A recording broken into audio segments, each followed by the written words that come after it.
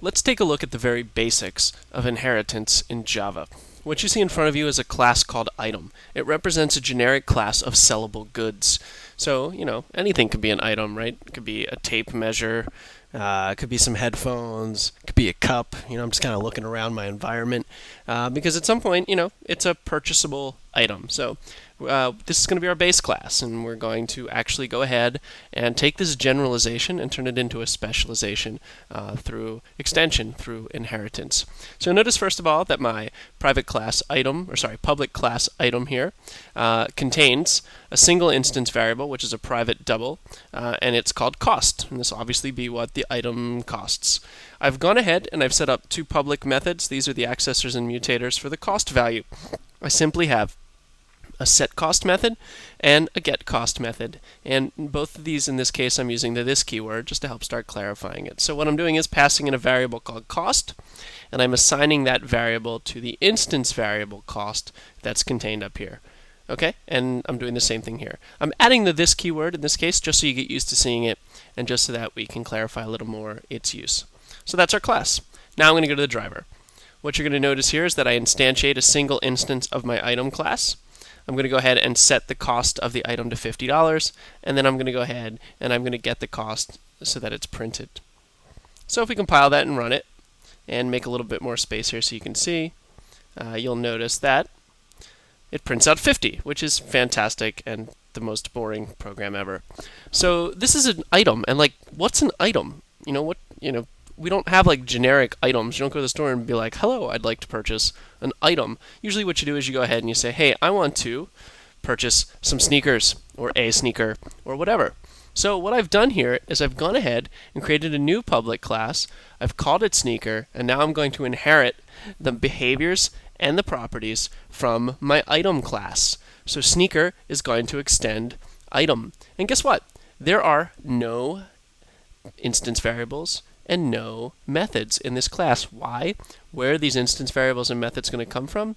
Well, they're going to come from the parent class items. Let's go back to our driver and let's change this. So the variable will be of data type sneaker. I'm going to call the sneaker constructor. By the way, there is no constructor in sneaker. Where does the constructor come from? There's no constructor in item. Where does the constructor come from? It actually comes from the fact that Java gives you the default constructor if you do not include a constructor in your class. The default constructor does nothing then other than basically hand you back a memory reference to the object. It does no initialization. So then I'm going to call the setCost method. These are expensive sneakers, so we'll put $250. Maybe they're collectibles. And then we're going to go ahead and we're going to print getCost. I'm going to recompile. I'm going to go ahead and run the application, and we get $250. But you're going to say, wait a second. The object stored in A is now a sneaker object. The sneaker object has no methods. It has no instance variables. It has no properties. But it does, because it gets them via inheritance from the item class. Now that we've seen how the sneaker class can inherit behaviors and properties from the parent class item, let's go ahead and add some unique behaviors to the sneaker class. I'm going to write a simple method. I'm going to make it public. It'll be returning void, and all I'm going to do is call it walk. And what's going to happen is when you walk on this, it's simply going to print out the string squeak, squeak, squeak. Since they're new shoes, they probably squeak. So now I've added to the sneaker class a method called walk. So I'm actually adding to the functionality that I'm inheriting from item. So let's save that, go back to our driver, and make some changes. So now what I can do is I can add, in addition to setting my cost, in addition to printing that cost afterwards, I can say a.walk, and it'll print out for me squeak, squeak, squeak. And again, we'll make this a little bigger so it's easier to see. So you can see all the code in the run window. So notice now what I've done is I've got $250 printed out from prior, and now I'm calling my new method walk, which I actually wrote exactly in the sneaker class. So now the sneaker class gets all of the functionality of the item class and can add to it on its own using any behaviors that we write into that class.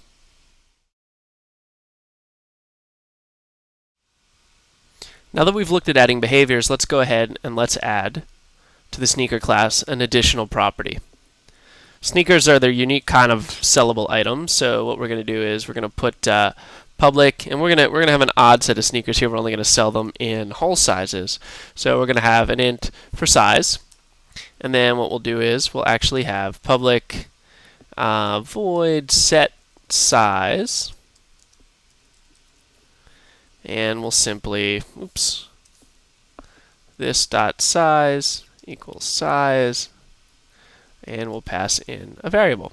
And we'll be able to go ahead and demonstrate that that actually works. We also should probably have a getter. So public int get size. These get a little boring to write, but they do have a purpose, and we do want to make sure that we get into the habit of adding them. Sometimes in real-time simulation situations, we kind of forego this whole process of encapsulation. There's really a trade-off there in terms of safety versus speed, and I guess you can think about that, in terms of cars. The slower cars tend to be the more safe cars. A lot of sports cars tend to be a little bit on the dangerous side. So anyway, we've got that set up. Now we can go back and we can just make sure that this actually works by going into our driver and saying, a.set size, we'll make them like a 12, and then we can go ahead and we can print them out, and we can just say a.get size. So now what you've seen is that we can actually add behaviors and properties to existing classes through this concept of inheritance. So I've added both properties to this object and behaviors, which is really nice. Now let's talk a little bit about two situations that might arise. The first I'm going to talk about is this idea of what's called variable shadowing. And I'm going to put in here, don't do it. What is variable shadowing? Well, if we go back up to our item class, notice that our hierarchy of objects already has a variable called cost. And you've already got a method called setCost and a method called getCost. So sometimes you'll see students come in and they'll do something like, oops, I made this public, let's make it private. We'll make something like private double cost. Well, guess what? Now you have a variable named cost in your sneaker class, and you have a variable named cost in your parent class. That can be a really dangerous situation, because if I'm dealing with my sneaker object, what I'm really doing is I'm actually going to have two different cost values. So, for example, let's add our squeak, squeak, squeak. Maybe we also want to print out, and just to make this point, I'm going to call getCost, and we'll put a value here so we can say what it is. So you'll notice that when I call getCost, which is a method that I'm inheriting from the parent class,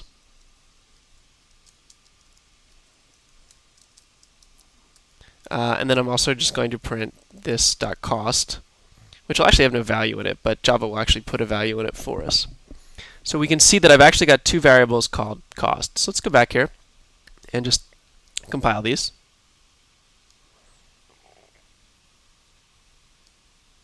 And what I'm going to do is hit run, and you're going to notice two things.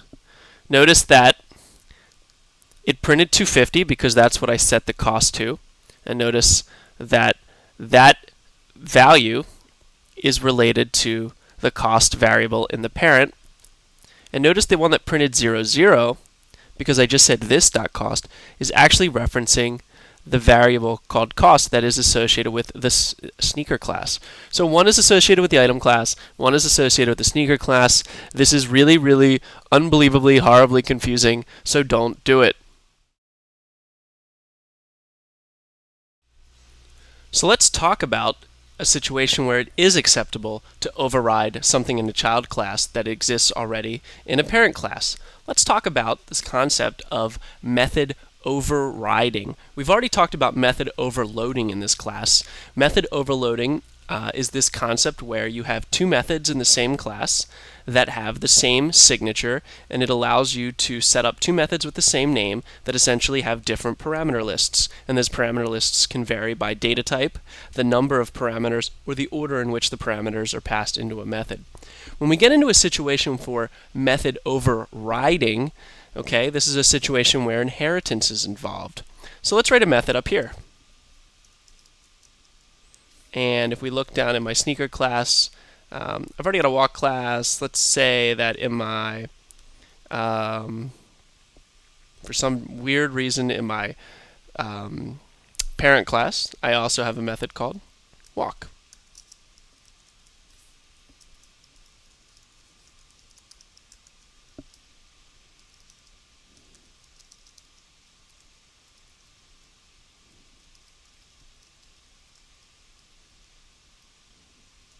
And it'll say something like, hey, I'm an item. I don't walk.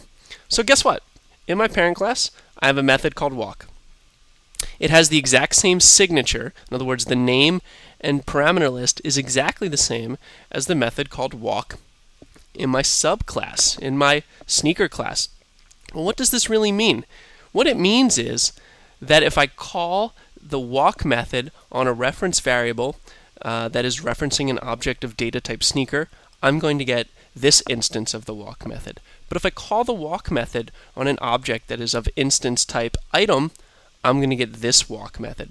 Because what's happening is I'm actually overriding the method in the child class. And this is a great situation where sometimes the parent provides a great interface, in other words, a method that you want to implement in your child class, but it doesn't necessarily work the way you want it to. So you have the ability to completely override a method in a child class. So let's run this.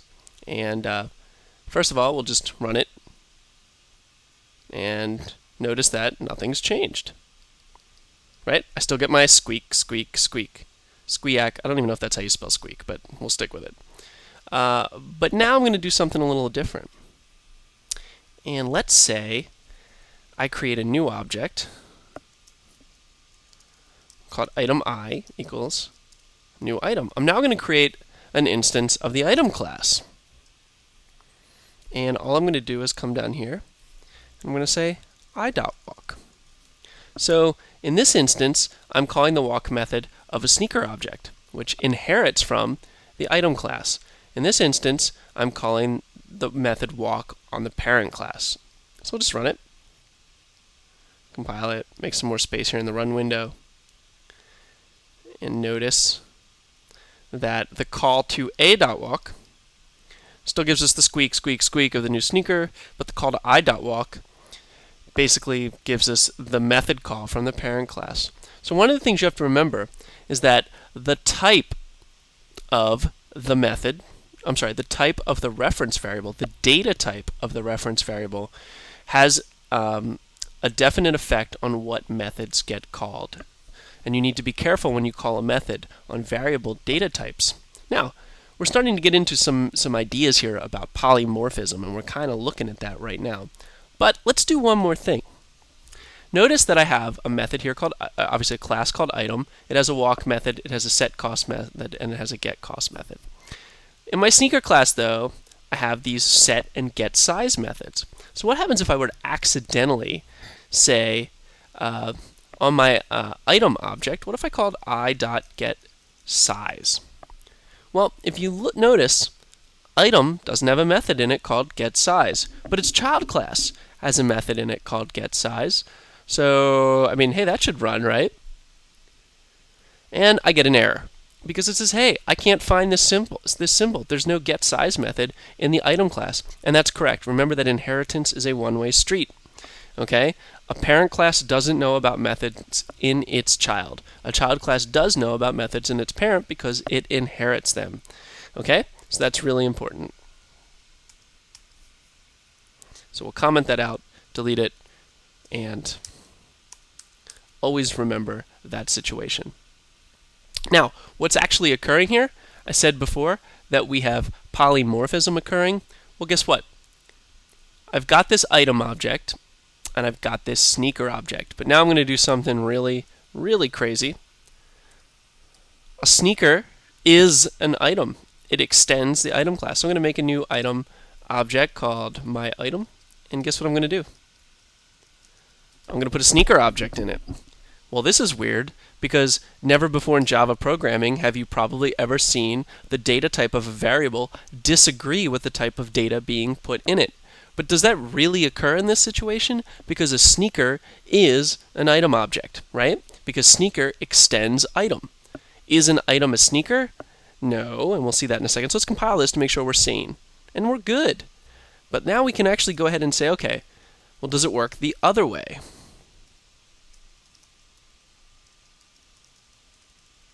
And I can't type either. Well, let's compile it and take a look. And I get an error. It says incompatible types. Well, wait a second. If I can put a sneaker into an item variable, why can't I put an item into a sneaker variable? And that, again, is because a sneaker is an item. An item is not a sneaker. Okay? So there's this process where you can have any of the children or any of the subclasses in a hierarchy save themselves into the reference variable of a superclass or the parent class, but you can't go the other way around. So this provides an error. What happens, by the way, now if we look at this, if I go ahead and try to call a method on these. So I've got my item, and I'm going to call the walk method. So the myItem reference variable is of data type item. Well, guess what? The myItem class, the item class, has a walk method, and the sneaker class has a walk method. So right now, take a second, place your bets. Which method is going to get called?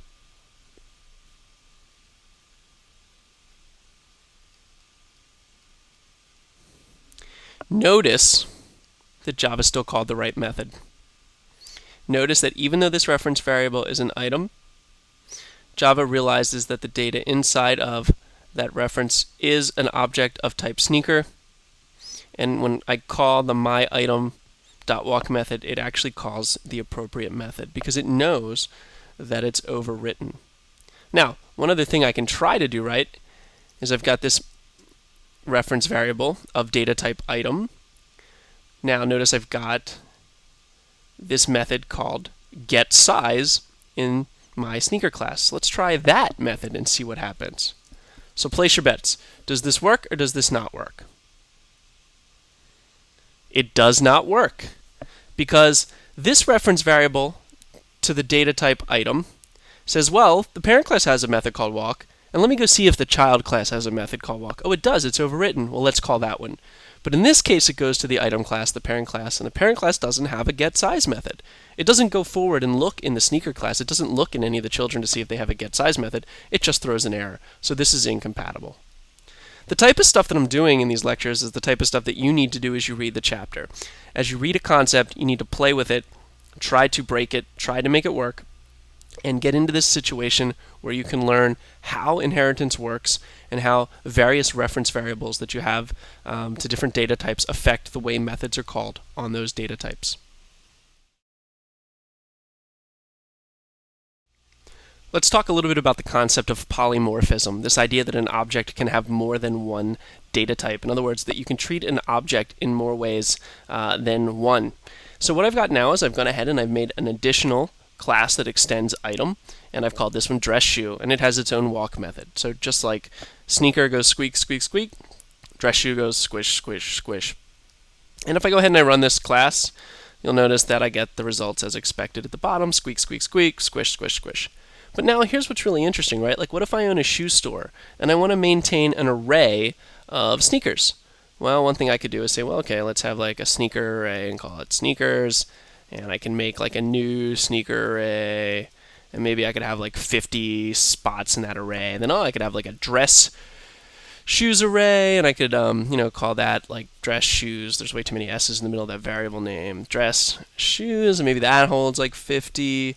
And then if I want to like print my inventory, I actually have to go ahead and loop through both of these. I mean, wouldn't it be really nice if I could just have like one array that managed all of my shoes? Well, guess what? I can, because my shoes are related via their parent class. They both extend item. So we can actually go ahead and set up an array of items. Let's call it items. And we will create a new array of items. And let's do like 5, because I don't feel like typing all this in. And then what I can do instead of this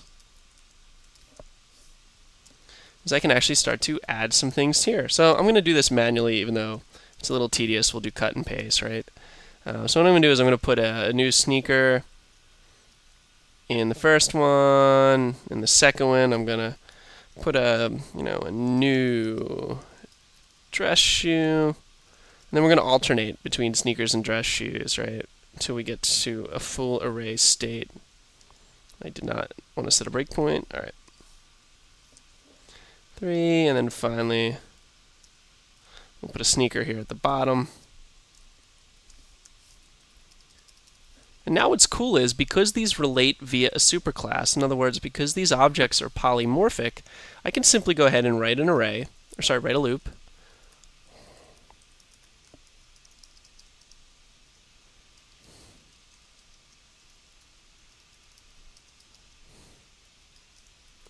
And I can simply just say items I dot walk. And what this will do is it'll iterate through my items array and call walk on each item.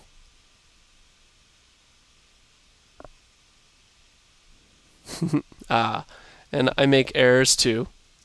That should be item, not items, right? It should be the data type, not the class type. And when I run this, let's get some more space here.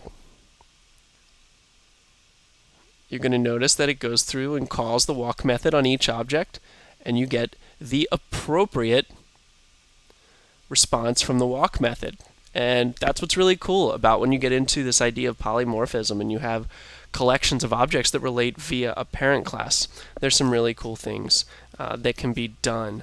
I would like to mention a few things that are mentioned in the book, and I'm just not going to bother going over them at the moment in the video lecture, but there are some discussions of object casting and the operator instance of, which is just another way to handle objects in a collection where you might be iterating through the collection and need to determine the data type of an object that's in a collection. I'll also mention that because I haven't necessarily mentioned it at this point, everything in Java is an object. Well, I haven't necessarily mentioned it in this lecture, right? So one of the things that we could do is go ahead and create a new array, say called, let's say instead of items, well, let's do that. Let's not do it that way. What I can do is, instead of making this of data type item, every object in Java relates via the object class. But now I'm going to go ahead and I'm going to run this. And I get an error. Well, why do I get an error in that class situation? It says, hey, there's no method called walk in the object class. And that's true, right? Because object is a class that is the parent of item, and that class doesn't have a walk method. So one of the things I need to do in that situation is actually cast my object. And it's kind of a pain in the neck to do it. So I'm going to do is wrap this in parentheses, and I'm going to put an item there. And this should fix it. Otherwise, you might see me fade to black, verify some code, and come back. But now notice what I've done is I'm getting the item out of that index of the array. It's of data type object. I'm casting it to an item, and I'm calling the walk method on the item. Oh, and it compiled fine, so... And now I get the response that I expect. So sometimes if the objects in question have a parent class and you want to have a common parent class that may not contain the method or some of the properties that you want to access, and that's the only way you can kind of leverage the polymorphism of those objects, you may need to get into this case where you need to go ahead and cast the objects to the appropriate type. And in that instance, sometimes if you have a mixed bag of objects in a collection, you may need to go ahead and actually use the instance of operator to determine if the object in question is truly an instance of a class that can support the method that you're calling. let's address a few things that are relevant when dealing with inheritance. First of all, the item class is a generic concept. So it'd be really odd if I could instantiate an instance of this class. I mean, really, what is a generic item, right? A widget. It's a concept. It's not something you can sell. You would be like, here's $5. I would like to buy your generic item, good sir. Or, so this idea here is that we don't ever want someone to instantiate an instance of an item class. So one of the things I can do is I can declare this as an abstract class. When you declare a class as abstract, it means you cannot instantiate that class. So abstract classes cannot be instantiated, only extended. And obviously now if I go ahead and I compile this, I'm going to get an error because I'm trying to instantiate item objects. And you'll notice that it says item is abstract, cannot be instantiated. So if you want to write a class and its sole purpose is to be extended, or that class itself represents a concept or idea, you can declare that class as abstract. On the flip side of that, we could turn our sneaker class and you could say, wow, this sneaker class is like the best sneaker class ever. I don't ever want anyone to extend my sneaker class. So if you declare a class as final, it means that the class can never be extended. So classes declared final cannot be extended. And that really won't affect anything in this program, but it's just something that you need to know. So this idea of abstract classes and final classes is an important concept to understand. To close out this lecture, let's talk about the keyword super. And specifically, let's talk about the keyword super in relationship to constructors. I think it's fairly straightforward using the super keyword with methods. So if there are questions about that, please let me know. But let's talk about super and the concept of constructors. Right now I'm using the default constructors in both of my classes. I've gone back to my original driver here. I've gotten out of the one that has an array involved in it. So what I'm going to do is I'm looking at my item class. This is my parent. I'm going to go ahead and I'm going to add a constructor. Okay, so this is my class. And what I'm going to do is I'm going to make an item constructor with no args. And I'm going to go ahead back to my driver and compile. Oop, not driver 2. Let's close that out. And I'm going to go back to my driver and I'm going to compile it. And everything's cool.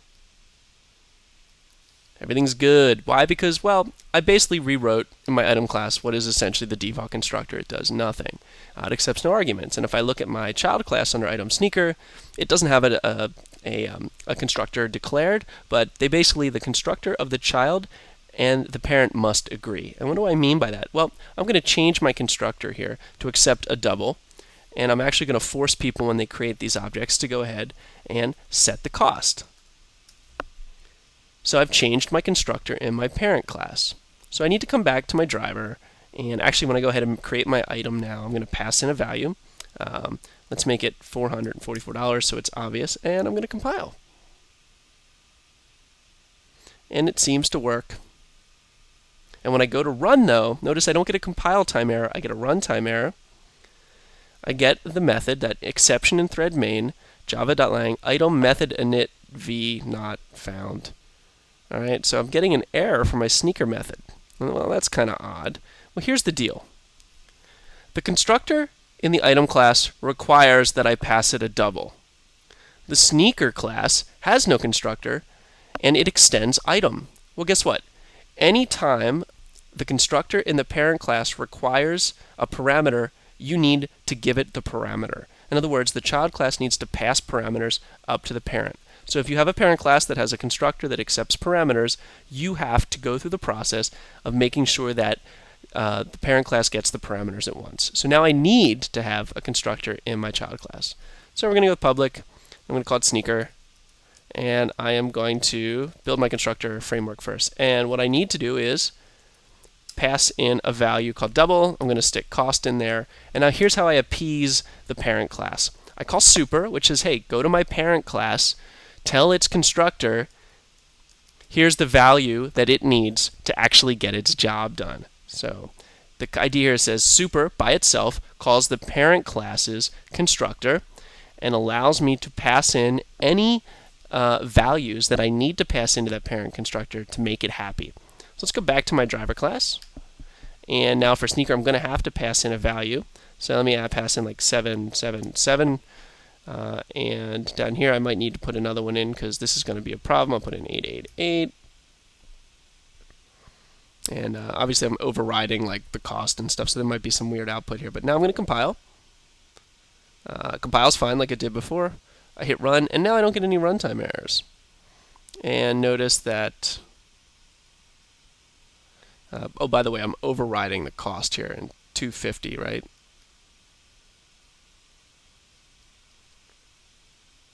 Oop, yeah, let's get rid of that so we can see this. So one more time to prove that it works.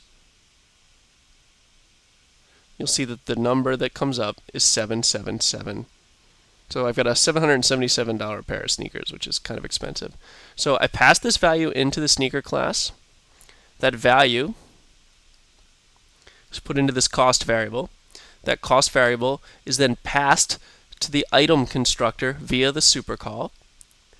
That value is then put into this variable. This variable is then assigned to the instance variable, and we're all set. Yes, if you have a very long hierarchy of objects, you must have super in every single one of those. So anytime the constructor of a parent class requires arguments, you need to, in the child class or the subclass, pass those arguments up the hierarchy of inheritance, the chain of inheritance, via supercalls.